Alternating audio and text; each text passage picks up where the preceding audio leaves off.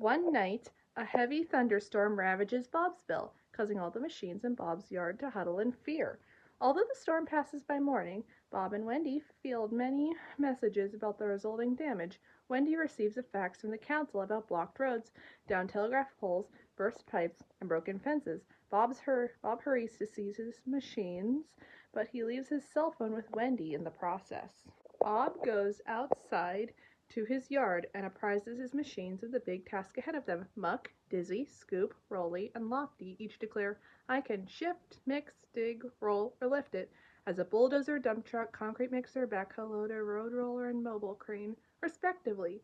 First, Scoop takes Bob to inspect and clear the roads. Then Muck and Lofty head up to the farm with Bird and Pilchard atop their respective cab roofs. They find the duck pond full of debris and unhappy ducks. As Lofty loads the debris into Muck's tipper, Pilchard scampers up a splintered tree, causing the broken top section to start falling over and leave her dangling above the pond. Hearing what would happen if a cat falls into the pond, Muck tells Lofty to lift the tree up, but Lofty cannot get a grip on the tree with his hook.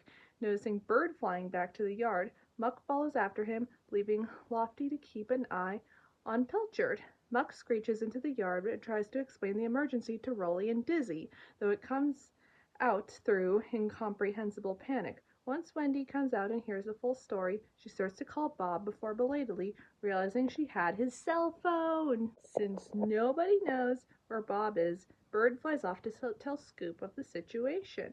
Alarmed, Scoop grabs Bob and rushes off. At the pond, Lofty and Pilchard are still frightened, but Bob, Scoop, Dizzy, and Muck race to the rescue.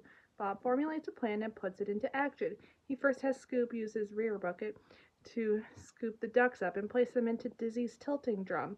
After that, Scoop positions his bucket under Pilchard and catches her. He gives her to Bob, and Pilchard is happy to be safe.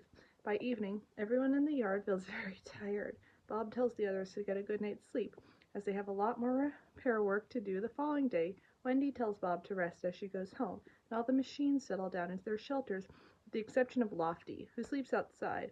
Bob enters his house to rest in his easy chair. However, just as Pilchard is fast asleep in her chair, the ducks have occupied Bob's chair, much to Bob's surprise.